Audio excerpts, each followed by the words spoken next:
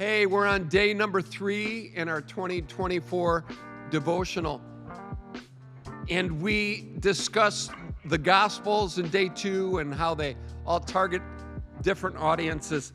I couldn't help but think about how unique Mark's Gospel is. It's the shortest, but it's unique because it not only targeted a Gentile audience, but it's believed that it was greatly influenced by the Apostle Peter.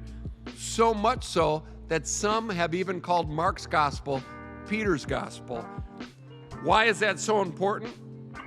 Well, because Peter was called to reach the Jews, but clearly had an unmistakable desire to reach Gentiles. And this is even evident from his influence in Mark's life, which it's believed that Peter strongly influenced the Gospel of Mark greatly because he strongly influenced Mark. And I can't help but think of Acts chapter 10, and I don't want to read all of chapter 10 to you, but it's Peter's encounter with Cornelius. Remember, Cornelius is praying, and an angel tells him to get a hold of Simon Peter and that he would tell him what to do. Here's what's crazy about that account. Peter was a Jew, and Jews not only didn't really hang with Gentiles, they definitely didn't eat with them, because everything that a Gentile would eat, it wasn't always kosher for the Jew. And so Peter is up on this roof and he's praying while they're preparing a meal, and he has this vision. And in this vision, 3 times, there's always a significance to something being shown to us 3 times. 3 times the Lord tells Peter to rise, kill, and eat. He sees all these animals and he says, "Not so, Lord.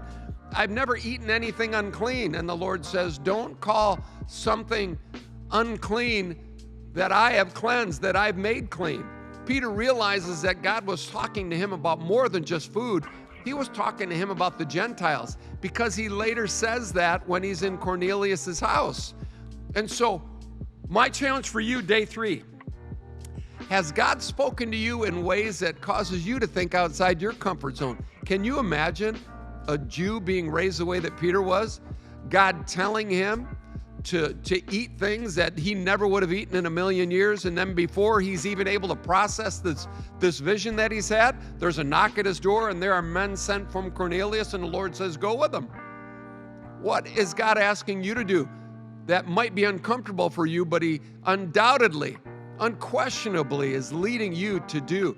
I would encourage you to be obedient to what God's asking, because it almost always will be a source of encouragement to someone else. Hey, encourage someone this year, 2024. God bless you.